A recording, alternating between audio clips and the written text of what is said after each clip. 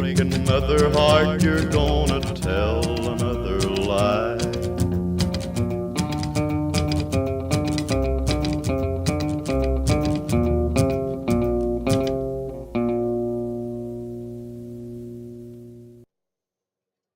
Hello, everybody. Welcome back to Start McCleary. I'm Sean, and today we are going to talk about probably one of the more charismatic drivers in the sport and one of the most athletic drivers in the sport, and that is Carl Edwards.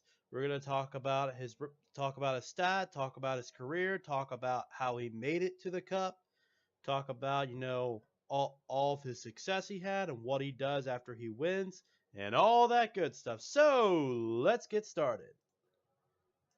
Carl Edwards was born on August 15, 1979 in Columbia, Missouri to Nancy Sterling and Carl Edwards Sr. He graduated from Rockbridge High School in 1997. Edwards initially did not plan to attend college, but he received some state assistance to decide to attend the University of Missouri in his hometown of Columbia.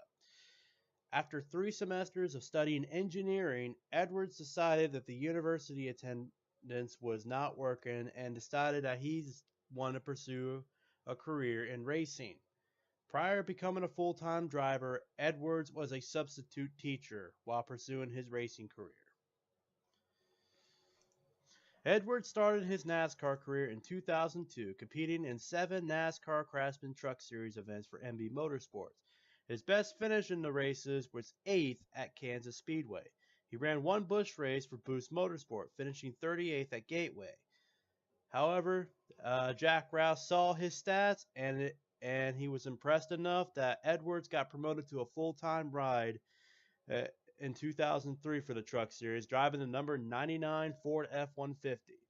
He won his first race in Kentucky and won the Rookie of the Year honors, and also winning 3 more races and finishing 8th in the standings. Then in 2004, he had 3 more wins, including the Florida Dodge Dealers 200 at Daytona. And also in August of 2004, Edwards was promoted to the Nextel Cup Series, replacing Jeff Burton, driving the number 99 Taurus for Roush Racing. His first race was at Michigan International Speedway, where he finished 10th. He drove the 99 Ford for the remainder of the 2004 Cup season, and he also again ran one Busch race for Bobby Brenton's and Rab Racing at Bristol. After his impressive stats in 2003 and 2004 in the Truck Series and in Cup, he was promoted to full time in the Cup Series in 2005, driving the same car. He also was driving full time in the Busch Series, driving the number 60 Ford. He had already won races in each. He won his first race in the Cup Series at Atlanta, beating Jimmy Johnson by 2/100ths of a second. Edwards also won his first Busch race at the Aaron's 312 in 2005, also at Atlanta. He won his first 2 races, his first Cup race and his first Busch race in one weekend. No driver ever won the Busch and the Nextel Cup the same weekend at Atlanta until he did. Edwards had a really good rookie season throughout 2005, winning 3 more races at 3 different tracks, and basically won 2005 Rookie of the Year and 2005 Busch Rookie of the Year. Correction, he did not win Rookie of the Year in 2005, as he competed in a lot of races in 2004. But however, if he didn't compete in all those races in 2004, he would have won Rookie of the Year in 2005. But since the rule is about competing in events in 04, he was not eligible for the award. So that was a correction. In 2006, however, Edwards did not struggle to keep up with the competition. Edwards did not win a race in 2006, and his best finishes came at 3 different tracks: Michigan, Loudon, and Dover, finishing second. And unfortunately, he also missed the chase by finishing 35th at Richmond. 2007, Edwards was back on top, winning 2 races, which first at Michigan, then at the Bristol Night Race. He made the 2007 Chase for the Cup and started in 4th place and finished 9th in the final standings. 2007, he also ran full-time in the Busch Series again, dominating the season and winning the 2007 Busch Series Championship. 2008 was Carl Edwards' best year in the Cup Series. In 2008, Carl Edwards won 9 races throughout the season, was a major contender throughout the chase and the season. In the chase, he was in contention to win the title, but unfortunately got beat by the championship by 69 points by Johnson. Had the chase did not exist, Carl Edwards would have been the champion for 2008. 2009, however, was a rough year for Edwards. His most notable thing that happened was in Talladega in 2009, where Edwards was racing with Brad Keselowski, and unfortunately, Edwards turned down into Keselowski's path, and due to the rear wing in the car tomorrow at the time, his car went airborne and went into the catch fence. 8 fans were injured, and Ryan Newman's car was also destroyed. And Edwards unfortunately did not finish the race. Even though Carl Edwards made the chase, he wasn't much of a contender. Carl Edwards only had like 12 top 10s throughout the season and finished 11th in points. Actually, correction, make that 14 top 10s. 2010 was a controversial year for Edwards, with the whole Brad Keselowski rival. In the 4th race of the season at Atlanta, Carl Edwards was running good until being pushed up by Brad Keselowski. Carl was sitting in the garage for a while, and then when he got back out, he came back out and intentionally turned Keselowski, and he went airborne as well into the catch fence, similar to what happened to him in 2009 at Talladega. And also, the rival continued at Gateway International Raceway in the Nationwide Series, where Carl, Earl, and Brad were racing, and then Carl turned Keselowski on the final corner to win the race. And then after that, the rival had to be calmed down by the officials, or he would face indefinite suspension from the sport.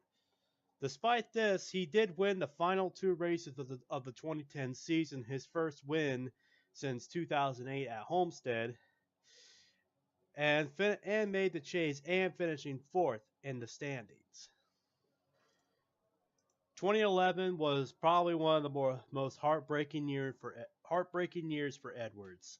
In 2011, Edwards was consistent throughout the year, winning the All-Star race and winning 1 race at Las Vegas. However, this will be his only points win in 2011. As a result, Edwards, made the chase field being the number 1 seed, and had a tight battle with Tony Stewart for the championship. However, they both tied at the end of the Homestead race, but Stewart won the tiebreaker, having Stewart won 5 races and Carl Edwards only won 1. Had the chase not exist for Edwards, he would become the champion in 2011. In 2012, after winning 37 nationwide races, Edwards decided to step down from the series to focus on winning the Sprint Cup. However, in 2012, Edwards struggled throughout the year. Edwards failed to make the chase, wasn't a contender at any of the races, and he had basically had his worst season of his career, finishing 15th in points. The only good thing for Edwards is that in August of 2012, he did enter 1 nationwide race, and he won it. His only win in the whole 2012 year.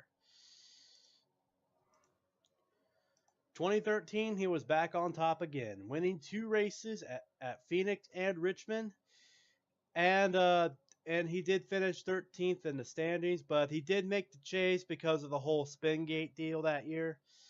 There was 13 spots, but he did make the chase. However, he struggled through much of the chase, only having one top 5 and 3 top 10s in the next 10 races.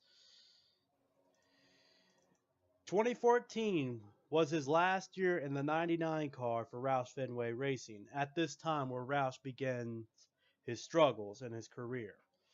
However, in his last year with Roush, Edwards won 2 races at Bristol and Sonoma, and due to Roush struggling, Edwards was pretty inconsistent, only having 14 top 10s throughout the season. However, he did make the chase and managed to finish 9th in points. After Roush's struggles, Edwards announced in mid-2014 that he would be leaving Roush Fenway to drive for Joe Gibbs Racing in 2015, driving a number 19 Toyota. In his first year with Gibbs in 2015, Edwards struggled in the first half of the year. From the Daytona 500 to the Coke 0400, Edwards only found the top 10 twice, with only winning 1 race at the Coke 600 and finishing 10th at Texas. Edwards, however, season improved in the second half of the year, with winning at Darlington and having 10 more top 10 finishes throughout the season, and managed to finish 5th in points. 2016, the unexpected last year for Edwards. In his last year of his career, Edwards had a consistent start of the season, finishing from Daytona to Richmond, finishing the top 10 in all but 1 race, winning twice at Bristol and Richmond, and managed to make the playoffs. And he won 1 race during the playoffs at Texas, and managed to make the final 4 or the final round in the race. However, at Homestead, where he was in contention to win the championship throughout the day, was in the lead for much of the race, 1 caution came out, and that changed everything. On the last restart in Edwards' career, Logano was already in the path. Edwards tried to turn down. Unfortunately, Logano was already there, and Edwards and a bunch of other cars have wrecked, ruining his chance at a championship for the 3rd time in his career. Because of this, Edwards managed only to finish 4th in the points. And after a string of heartbreaking losses to the championship, Edwards announced in January of 2017 that he would step away from NASCAR permanently. And after that, Daniel Suarez replaced him in the ride. And unfortunately, Daniel Suarez never won in that car. Not much was known of what Edwards does today, as he just hangs with his family and works on a farm. But Edwards decides that he still to this day does not want to come back to NASCAR. So Carl Edwards' stats are this: 445 starts, 28 wins, 124 top 5s, 220 top 10s, 22 poles, $85 million in winnings, and what I present to you, cousin Carl Edwards. That's all I have for you guys today. I'll see you next time.